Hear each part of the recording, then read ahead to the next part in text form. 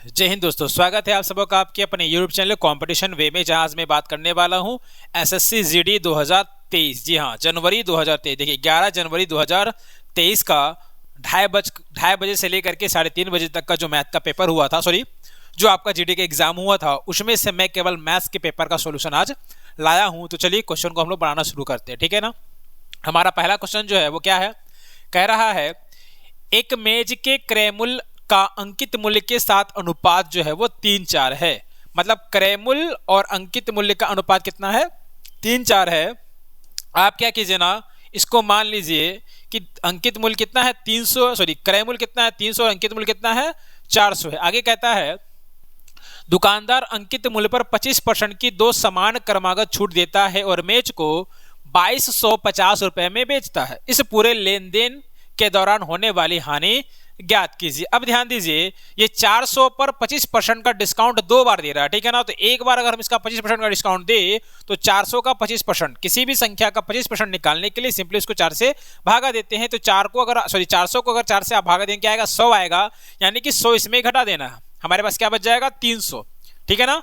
इसके बाद क्या करना है, फिर से 25% का क्या करना, हम लोगों को डिस्काउंट देना है। तो 300 का 25% निकालने के लिए फिर से 4 से भागा देना होगा। तो 300 को अगर 4 से आप भागा देंगे तो देखिए कितना आ जाएगा, तो ये हो जाएगा आपका 75, ठीक है। अब इसमें से हमको क्या करना होगा, 75 घटा देना होगा। अब इसका डिफरेंस देखेंगे तो क्या आ जाएगा, 225 आ जाएगा, ठीक है।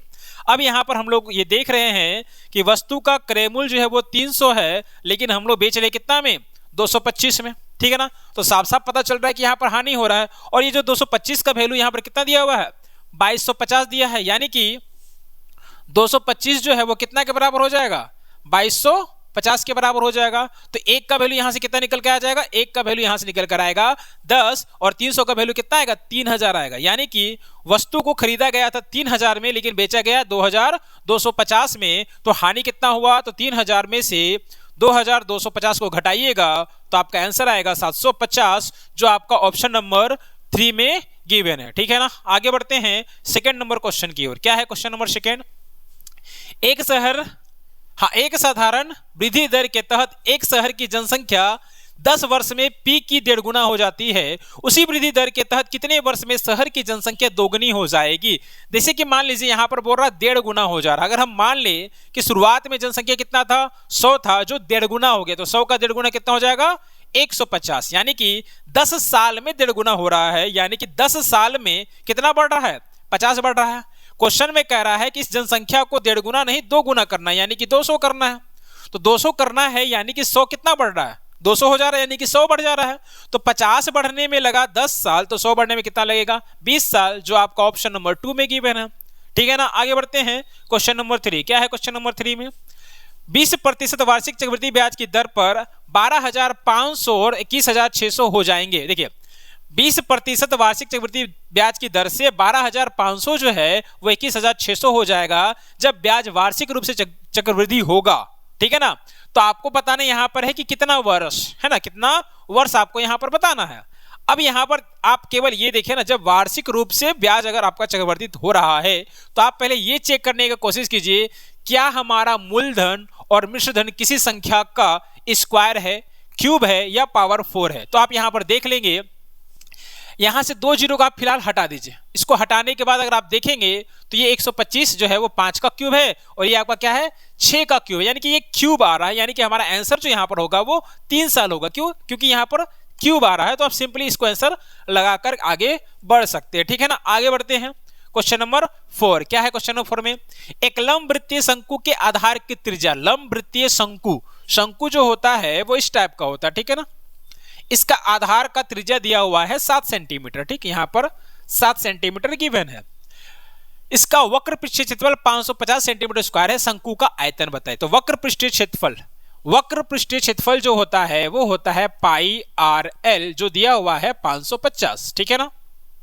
अब पाई का वैल्यू होता है 22/7 इंटू आर का वैल्यू हम लोगों को पता है, आर का वैल्यू हम लोगों को यहां पर पता है कितना, 7, और यहां पर तिर्यक ऊंचाई एल जो कितना है नहीं पता, इसको एल मान ली, और यहां पर लिखना होगा हम लोगों को 550। अब ये 7 से 7 कट जाएगा, 11 से कटेगा ये 2 बार में, 11 से कटेगा 5 बार में, 11 5 55 और 1 0 50 हो गया। अभी 2 से कट जाएगा 25 बार में। यानी कि यहां पर एल का वैल्यू जो आया वो क्या आया, 25 आया। और ये जो L है हमारा, ये होता है तिर्यक ऊंचाई, ठीक है ना, ये होता है हमारा तिर्यक ऊंचाई। ये जो दिख रहा है ये वाला जो ऊंचाई है ये हमारा क्या है, ये है L, ये है हमारा R और ये है हमारा H। अब आप देख लीजिए यहां पर ये है 7 और ये है वैल्यू 25, ठीक है। तो आप लोगों को एक बात याद रखना है कि 24, 7 और 25 जो होता है वो एक पाइथागोरस ट्रिपलेट होता है। तो अगर हमारा त्रिज्या 7 है और तिर्यक ऊंचाई 25 है तो जाहिर सी बात है H हमारा जो है वो 24 ही होगा। अगर आप ऐसा नहीं कर पाते हैं तो आप क्या कीजिए, H निकालने के लिए 25 के स्क्वायर में से 7 के स्क्वायर को माइनस कर दीजिए, आपका आंसर आ जाएगा, ठीक है ना। आगे बढ़ते हैं। तो हम लोगों को मिल गया यहां पर H का वैल्यू कितना, 24 मिल गया।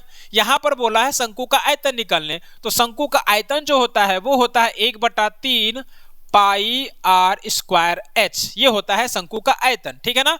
अब आप इसको बैठा लीजिए और सोल्व कर लीजिए, ठीक है, वैल्यू पुट करिए और सोल्व कर लीजिए। तो 1/3 पाई की जगह पर 22/7 गुना आर के प्लेस पे क्या लिखना है, 7 गुना 7 क्योंकि पावर 2 है और H का वैल्यू यहां पर आ गया 24, ठीक है ना। ये 7 से ये 7 कट जाएगा, 3 से ये कट जाएगा, 8 बार में 8 दिया 24, हमारे पास क्या आ गया, तो 22 गुना 8 7 56, ठीक है ना। अगर आप इकाई के स्थान को गुना करेंगे तो देखिए 2 को 6 से गुना करिएगा तो 6 दूना का 12, इकाई का अंक क्या आएगा, 2 आएगा। और यहां पर 2 को ऑप्शन में इकाई का अंक 2 दिया हुआ है, तो हमको क्या करना होगा, इसको गुना करना होगा। अब गुना करने के लिए भी हम लोग ट्रिक लगाएंगे, ठीक है। वो ट्रिक क्या है, देखिए 22 को गुना करना है किससे, 56 से।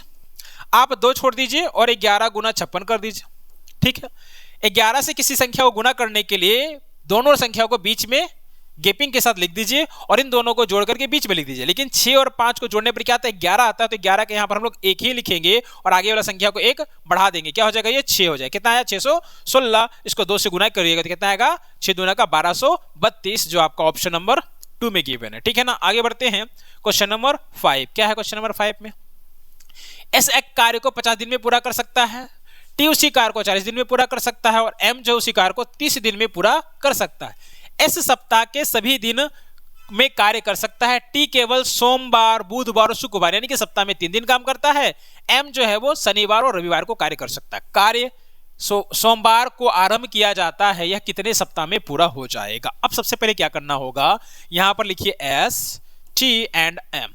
एस को लगता है कितना दिन, तो लगता है इसको 50 दिन, टी को लगता है कितना दिन, 40 दिन और एम को लगता है यहां पर 30 दिन, ठीक है ना। अब सिंपली क्या कीजिए ना, इसका निकाल लीजिए एलसीएम, ठीक है। तो 0 0 0 को छोड़ दीजिए, 5 4 और 3 का एलसीएम निकाल लीजिए, तो 4 3 12 12 25 60 हो जाएगा और साथ में एक 0 बैठा यानी कि 600। इसका एलसीएम जो हो जाएगा वो 600 हो जाएगा। हम ये मानकर चलेंगे कि टोटल काम कितना है, 600 काम है, जिसको एस 50 दिन में करता है तो एक दिन में कितना करेगा, तो एक दिन में ये करेगा 12 काम, ठीक है ना। और 40 दिन में 600 काम अगर हो रहा है तो एक दिन में कितना काम होगा, 15 काम होगा। और अगर 30 दिन में 600 काम हो रहा है तो एक दिन में कितना होगा, 20 काम होगा, ठीक है ना। अब यहां पर आप ये देख लीजिए ना कि एक सप्ताह का टोटल काम कितना है। अब यहां पर एस जो है सप्ताह के सभी दिन कार्य करता है, यानी कि सप्ताह में 7 दिन, यानी कि 7 का 7 दिन ये करता है। और आपका टी जो है वो कितना दिन कर रहा है, 3 दिन कर रहा है। टी जो है आपको देख लीजिए सोम मंगल और बुध, सॉरी सोमवार बुधवार शुक्रवार 3 दिन कर रहा है, तो इसको आप 3 से गुना कर दीजिए। और इसके बाद आता है आपका एम, एम करता है सप्ताह में 2 दिन, तो इसको 2 से गुना कर दीजिए, ठीक है। अब इसको आप गुना करके जोड़िए, तो 12 छक 72 62 84, ठीक है ना। और ये 15 तिया 45 और ये 20 दूना का 40, दोनों को तीनों को जोड़ दीजिए। अब देखिए ये 5 4 9 हो गया, 8 4 12 12 4 16 कितना, 169 काम, ठीक है ना। 169 काम आपका हो रहा है एक सप्ताह में, ठीक है। अब हमारे पास ऑप्शन क्या है, ठीक 3 सप्ताह में, 3 से 5 सप्ताह के बीच, 3 से 4 सप्ताह के बीच और 2 से 3 सप्ताह के बीच। अब यहां पर ध्यान दीजिए, एक सप्ताह में 169 काम, तो 2 सप्ताह में कितना, तो 169 को गुना कीजिए अगर आप 2 से, तो 9 दूना 18 बचा 1, 6 दूना 12 1 13 3 बचा 1, 2 एकम 2 और 1 2 एकम 2, ठीक है ना। कितना हो गया, सॉरी यहाँ पे 3 हो जाएगा, कितना 338 काम कितने दिन का हो रहा है, तो 2 दिन का काम हो रहा है। लेकिन 2 दिन का हो गया, अब इसको आप करके देख लीजिए कितना। देखिए हमारे पास ऑप्शन है 3 दिन, 3 सप्ताह है, तो एग्जैक्ट अगर हम 1 6 9 को 3 से गुना कर दें तो 9 3 27 का 7 बचा 2, 6 3 18 2 20 का 0 है ना, बचा 2, 3 एकम 3 2 5, कितना आ रहा, 507 ही काम हो पा रहा है 3 सप्ताह में। यानी कि हम लोगों को 3 सप्ताह से ज्यादा समय लगेगा, तो हमारा ऑप्शन ये तो कट जाएगा और ये कट जाएगा, ठीक है ना। अब हम लोग इसको गुना करके देखते हैं 4 से, ठीक है। क्या इसको गुना करके देखते हैं हम लोग 4 से। अगर हम 1 6 9 ले ले और इसको 4 से गुना कर दे तो 9 चौक 36 का 6 बचा 3, 6 चौक 24, 24 और 3 27 का 7 बचा 2, 4 एकम 4 2 6, कितना 676 हो जा रहा है। लेकिन हमारे पास काम क्या है 600 ही है, यानी कि 3 सप्ताह तो होगा नहीं, 2 से 3 सप्ताह होगा नहीं और 4 से ज्यादा जाएगा नहीं, यानी कि 3 से 4 सप्ताह के बीच हमारा आंसर हो जाएगा। ठीक है ना, आगे बढ़ते हैं। क्वेश्चन नंबर 6 क्या है, 3 और 27 के बीच का मध्यानुपात निकालिए। तो किसी भी संख्या का अगर मध्यानुपात निकालना हो, किन्हीं भी दो संख्या का मध्यानुपात निकालना है तो दोनों को गुना करके उसका स्क्वायर रूट निकाल दीजिए। अब देखिए क्या है, यहाँ पर ये 3 है, 27 को आप क्या लिख सकते हैं 3 गुना 9 लिख सकते हैं। अब ये क्या हो गया 3 तिया 9 और ये 9, 9 का जोड़ा लग गया, रूट से बाहर आकर के क्या हो जाएगा 9 हो जाएगा, जो आपका ऑप्शन नंबर 3 में गिवन है। ठीक है ना, आगे बढ़ते हैं। क्वेश्चन नंबर 7 क्या है, क्वेश्चन नंबर 7 में देखिए 14 विद्यार्थी और उनके शिक्षक की औसत आयु 20 वर्ष है। यदि शिक्षक को छोड़ दिया जाए तो उनकी औसत आयु 1.5 वर्ष कम हो जाती है। शिक्षक की आयु कितनी है। अब ध्यान दीजिए 14 विद्यार्थी प्लस एक शिक्षक का औसत आयु कितना है 20 है। तो औसत कहने का मतलब है इन 14 और एक 15 का 15 लोगों का सबका कितना है 20 है।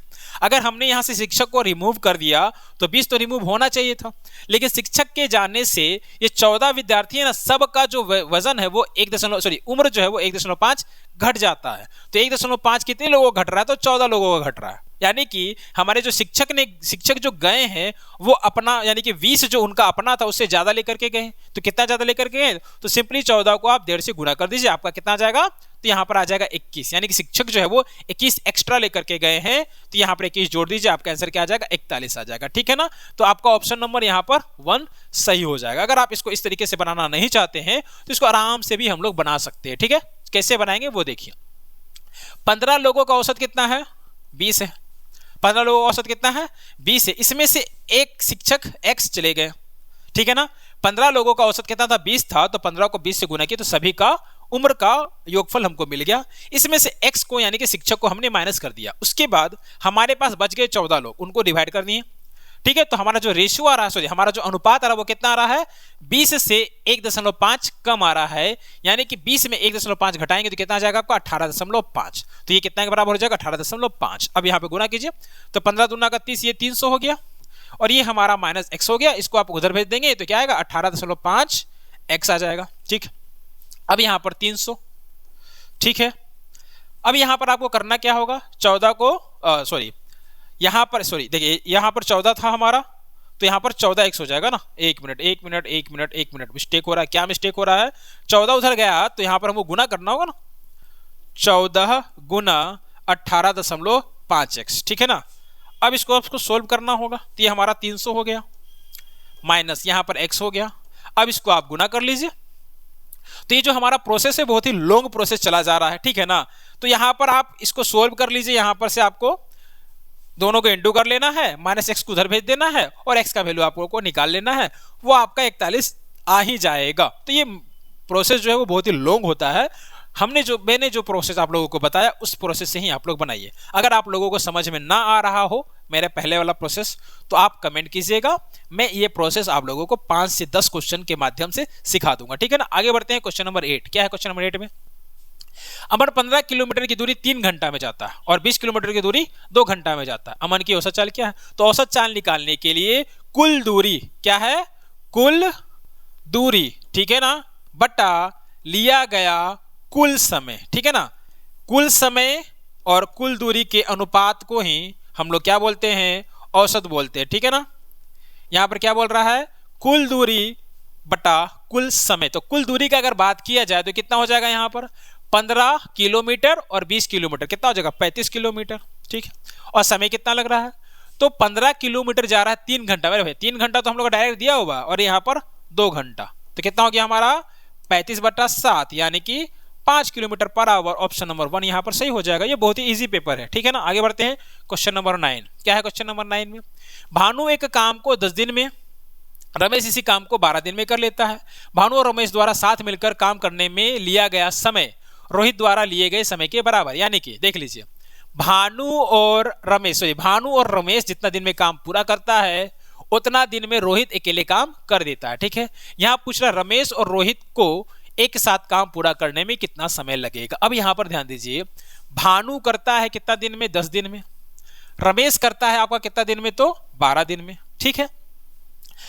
और रमेश और रोहित जो है आपका, रोहित, ठीक है ना, ROHIT, रोहित जो है वो, उसको कितना दिन लगता है, जितना दिन में ये दोनों मिल करके काम को समाप्त कर देते उतना दिन रोहित को लगता है। आपको बताना है कि अगर रोहित, ठीक है ना, रोहित और रमेश अगर मिलकर काम करे तो काम कितने दिनों में समाप्त होगा। तो बहुत ही आसान क्वेश्चन है। कैसे आसान है सो आप देख लीजिए। एक बी करता है 10 दिन में, ठीक है ना, और आर करता है 12 दिन में, दोनों मिलकर कितने दिन में करेगा। तो इसका फॉर्मूला होता है 10 गुना 12 बट्टा में 10 प्लस 12 यानी कि 22, ठीक है। इसको सोल्व कर लीजिए, ये 11 बार में कटेगा और ये 5 बार में कटेगा, कितना आएगा 60 बट्टा 11, ठीक है ना। यानी कि रमेश और भानु जो है वो 60 बट्टा 11 दिन में करते हैं, तो रोहित भी कितने दिन में करेगा, 60 बट्टा 11 दिन में करेगा। क्वेश्चन में क्या पूछा है, रोहित और रमेश का पूछा है। तो जब रोहित और रमेश मिलकर कितने दिन में करेगा, तो सेम फॉर्मूला लगाएंगे, क्या लिखेंगे, 12 गुना 60 बट्टा 11 है ना, 12 गुना 60 बट्टा 11 बट्टा में 12 प्लस 60 बट्टा 11। इसको सोल्व करेंगे, हमारा आंसर आ जाएगा, ठीक है ना। तो चलिए सोल्व करते हैं इसको, ठीक है। अब देखिए इसको सोल्व किया जाए तो यहां हमारा क्या हो जाएगा, देख लीजिए, यहां पर हो जाएगा हमारा 12 छक 72, 720 हो जाएगा। और नीचे में देखिए 12 तो हमारा 11 तो हमारा कैंसिल हो जाने वाला है। 12 को गुना कीजिएगा 12 से, देखिए 11 को गुना कीजिएगा 12 से, क्या है 132 और साथ में 60, ठीक है ना। अब इसको सोल्व करते हैं, चलिए कहां सोल्व किया जाए, चलिए इधर सोल्व करते हैं। तो यहां पर हो गया हमारा 720 और नीचे में कितना हो गया 132 प्लस 60, तो कितना हो जाएगा 192, ठीक है ना। अब इसको आप सोल्व कीजिए, ठीक है। अब देखिए ये किससे कैंसिल होगा, 2 से तो कटेगा ही, 2 9 18, 2 1 2, उसी तरह से ये 3 6 0। अब किससे कटेगा, 9 2 18, हाँ 13 7 91, देखिए 13 7 91, 7 बार में कट जा रहा है 13 का पहाड़ा में। अब आप देख लीजिए ना ऑप्शन में 7 यहीं पर, हमारा आंसर यही हो जाएगा। पूरा सोल्व करने की जरूरत हम लोगों को नहीं है, ठीक है ना। आगे बढ़ते हैं 10वां नंबर क्वेश्चन में। क्या है 10वां नंबर क्वेश्चन में, पीतल के से बने एक गोलार्ध कटोरे का आंतरिक व्यास 14 सेंटीमीटर। पीतल से बना हुआ एक गोला, आधा गोला का कटोरा है, ठीक है, अर्ध गोलाकार हमारे पास कटोरा है, ठीक है, जिसका व्यास, आंतरिक व्यास दिया हुआ है 14 सेंटीमीटर। व्यास दिया हुआ 14 सेंटीमीटर यानी कि रेडियस कितना हो जाएगा, रेडियस हो जाएगा 7 सेंटीमीटर, ठीक है ना। 15 रुपए प्रति सेंटीमीटर स्क्वायर की दर से इसे अंदर से रंगने का खर्च ज्ञात कीजिए। तो अर्धगोले का पृष्ठीय क्षेत्रफल होता है 2 पाई आर स्क्वायर, ठीक है ना। अर्धगोले का पृष्ठीय क्षेत्रफल होता है 2 पाई आर स्क्वायर। तो यहां पर लिखिए 2 पाई का वैल्यू 22 बटा 7 और आर का वैल्यू 7 गुना 7, इतना हुआ एरिया, ठीक है ना। और इतना सेंटीमीटर स्क्वायर हमारा एरिया हुआ। कितना कॉस्ट आएगा, तो 1 सेंटीमीटर का कॉस्ट है 15 रुपया। तो आप सिंपली यहां पर 15 से गुना कर दीजिए, लगे हाथ, ठीक है ना। डायरेक्ट यहां पर आप 15 से गुना कर दीजिए, ये 7 से हमारा ये 7 कट जाएगा, ठीक है ना। अब यहां पर देखिए ना, तो इसका सबका इकाई अंक क्या है, 0 0 0 है, ठीक है ना। तो अब गुना करना ही पड़ेगा इसको, चलिए गुना करते हैं हम लोग। ये हो गया 44 गुना, ठीक है, 7 गुना 15, ठीक है ना। 44 को 7 से गुना कर ली, 7 चौके 28 का 8 बचा 2, 7 चौके 28 2 30, 308 गुना 15, तो 15 8 20 से 0 बचा कितना 2, फिर यहां पर लिखा जाएगा 2। तो देखिए तो 2 0 किसी में है तो 2 गो में है, ठीक है। तो 120 आया था जिसमें से हमने 2 यहां पर लिख दिया, हमारे बचा कितना 1 बचा, ठीक है। तो 15 तिया 45 और 1 46, कितना आया 4620, जो आपका ऑप्शन नंबर फर्स्ट में गिवन है, ठीक है ना। तो आज के वीडियो में इतना ही, मिलते हैं इसी के नेक्स्ट 10 क्वेश्चन के साथ अगले वीडियो में, तब तक के लिए जय हिंद।